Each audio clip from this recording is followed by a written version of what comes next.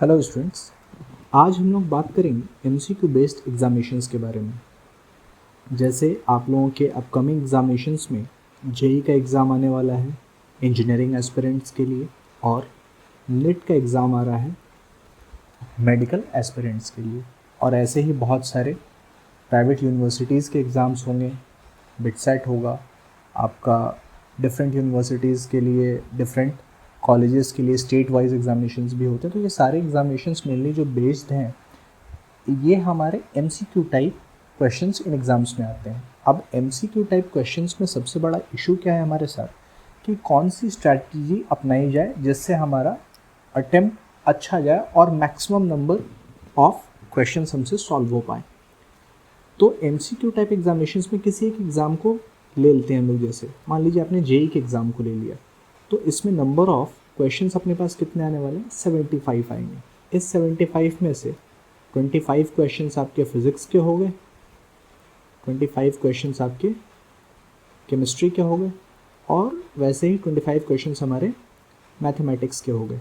ठीक है, अब ये 3 पार्ट्स है। इनमें क्या होगा कि 20 क्वेश्चंस एमसीक्यू टाइप और 5 क्वेश्चन इंटीजर टाइप हो जाएंगे। ठीक है, किसी भी टाइप का सवाल हो, हमारी कौन सी स्ट्रैटेजी होनी चाहिए जिससे नेगेटिव मार्किंग सबसे कम हो और मार्क्स हमारे जो भी हैं वो अच्छे मार्क्स मिले और नेगेटिव मार्किंग ना हो हमारी वहाँ पे।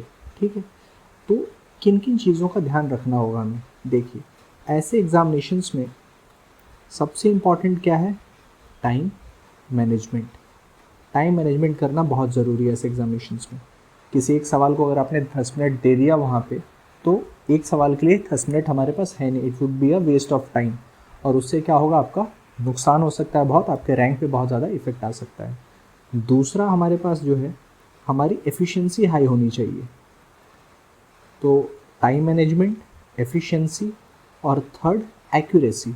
एक्यूरेसी का मतलब यहाँ पे क्या है कि जो भी क्वेश्चन सॉल्व करें उसमें नेगेटिव मार्किंग होने का चांस बहुत कम हो जाए। तो इन तीनों चीज़ को ध्यान में रख के हमारी कौन सी स्ट्रैटेजी होनी चाहिए जो सबसे बेहतर हो और जिससे मैक्सिमम आउटपुट हम लोग ले पाएँ। तो इसको देखिए, यहाँ पे क्या करेंगे हम लोग। हमारे क्वेश्चंस जो होते हैं वो 3 टाइप के होते हैं। एक इजी क्वेश्चंस, एक एवरेज, और एक अपने पास डिफ़िकल्ट हो जाएंगे।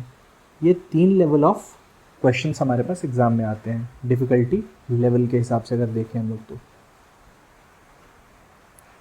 और हर पेपर में हमारे पास ये तीनों टाइप के ही सवाल रहेंगे, इजी भी रहेगा, एवरेज भी रहेगा और डिफ़िकल्ट भी रहेगा। अब देखिए, आपका गलत होने का चांस कहाँ पे है?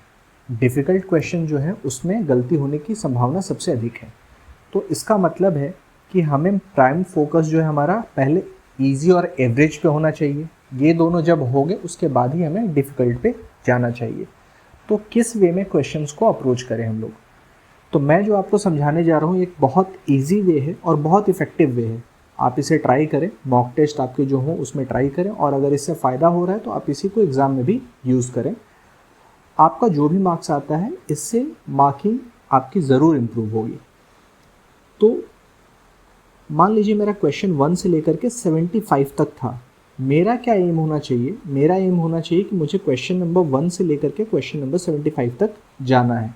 मेरा एम क्वेश्चन सॉल्व करना नहीं है। मेरे दिमाग में बस ये होना चाहिए कि मुझे क्वेश्चन 1 से क्वेश्चन 75 तक जाना है। मैंने क्वेश्चन 1 से स्टार्ट किया और रीड करता गया।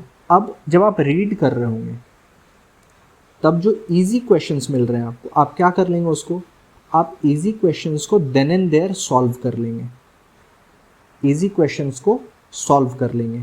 जो एवरेज क्वेश्चंस हमारे मिले, एवरेज को हम लोग सॉल्व नहीं करेंगे। एवरेज क्वेश्चन है कौन से? जिसमें कुछ स्टेप्स लगे। इजी जो 1 वर्ड आंसर हो, जो मतलब फैक्ट बेस्ड है, आपको है पता। एवरेज में कैलकुलेशन हो सकता है, न्यूमेरिकल टाइप हो सकता है, और वो आपको आता है। तो ऐसे जो एवरेज सवाल है उसको आप क्या कर देंगे? मार्क कर देंगे। ऑनलाइन एग्जामिनेशन में अपने पास ऑप्शन होता है फ्लैग करने का, तो आप उसको मार्क या फिर फ्लैग कर देंगे। उससे क्या होगा, आपको वो दिखेगा कि वो क्वेश्चन आपने मार्क करके रखा हुआ है, आपको देखना है उस सवाल को। तो इजी क्वेश्चन हमने सॉल्व कर लिए, एवरेज क्वेश्चन को हम लोगों ने मार्क कर लिया, और जो क्वेश्चन आपको डिफिकल्ट लगे, जो आपको नहीं आते हैं या जिसमें आपको डाउट है कि वो आपसे शायद ना हो पाए, वो क्वेश्चंस क्या रह गए हमारे पास, अनमार्क्ड रह गए।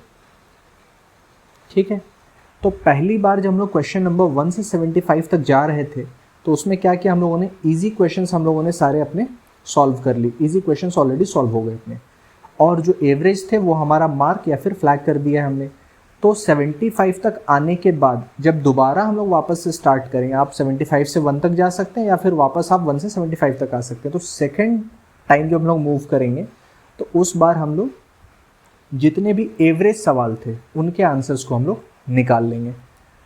तो फर्स्ट स्टेप में हमारा इजी सॉल्व हो जाएगा, सेकंड स्टेप में हम लोगों ने एवरेज सवाल जो थे वो सारे अटेम्प्ट कर लिए, और अगर अपने पास टाइम रहा तो हम लोग डिफ़िकल्ट में जाएंगे, और उस डिफ़िकल्ट वालों में भी जिसमें हम लोग पूरा श्योर हो जाए या 90% एटलीस्ट श्योर रहें कि ये आंसर हमारा सही है, उसको बनाएंगे। और अगर आपको लगता है कि वो नहीं हो सकता तो बेटर है कि हम लोग उसको छोड़ दें, क्योंकि नेगेटिव मार्किंग लेने से अच्छा है कि हमारे पास मार्क्स ना ही मिले उससे कुछ। तो इस अप्रोच से अगर आप MCQ क्वेश्चंस को अटेम्प्ट करते हैं तो आपके मार्क्स जो भी अभी आ रहे हैं या जो भी आज तक आए हैं उसमें इम्प्रूवमेंट होने का पूरा स्कोप है। तो आप एक बार इस मेथड को, इस स्ट्रैटेजी को ट्राई करें ज़रूर।